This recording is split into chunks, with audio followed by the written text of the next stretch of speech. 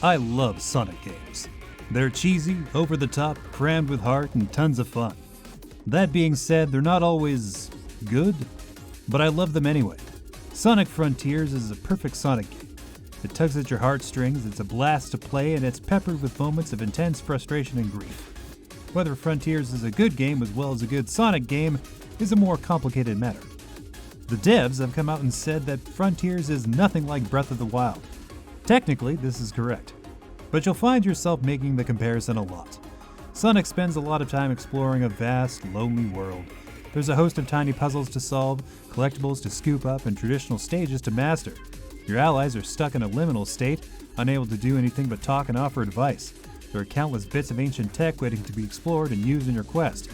You'd be forgiven for making the Breath of the Wild comparison, is what I'm saying.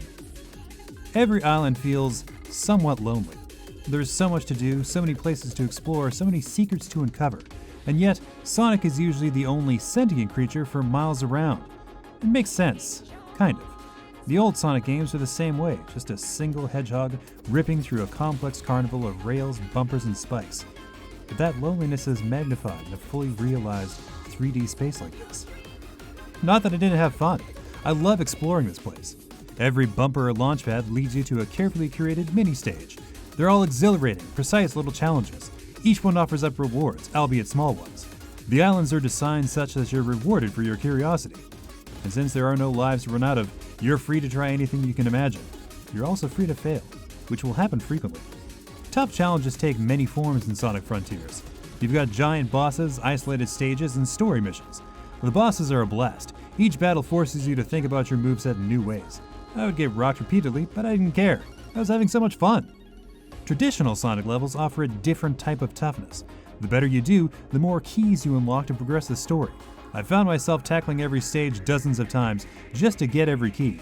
I didn't even need them. It was just deeply satisfying to completely clear the stage. Of course, you have to actually find the stages first. There's whole stages I haven't even seen yet since I was so focused on progression. And then there's the story missions. I mentioned intense frustration before. It seemed like every time I was having too much fun, the game would swoop in and kill the vibe with a horrible mission.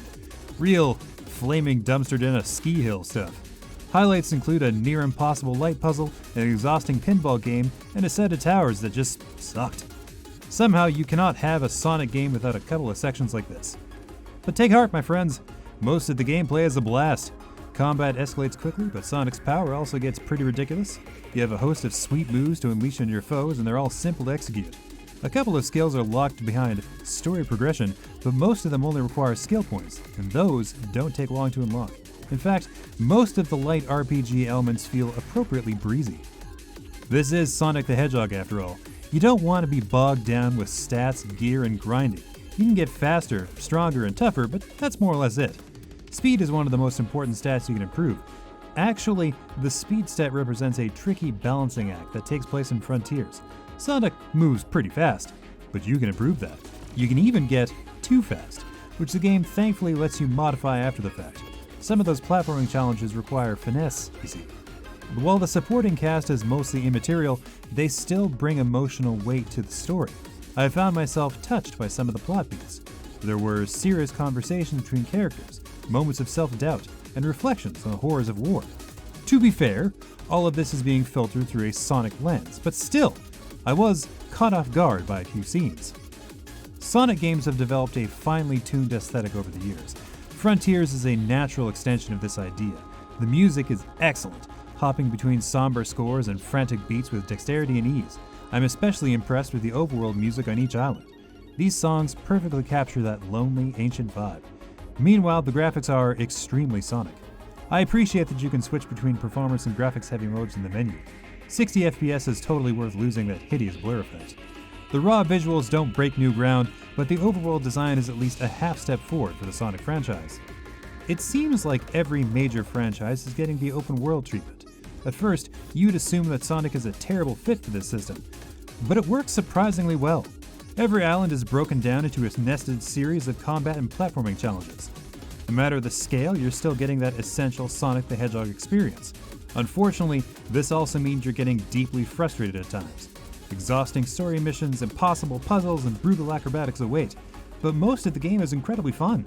This is what Sonic games are all about, a roller coaster ride full of dizzying highs and crushing lows. As a game, Sonic Frontiers has some definite flaws to be wary of, but as a Sonic game, this is some truly top-shelf stuff.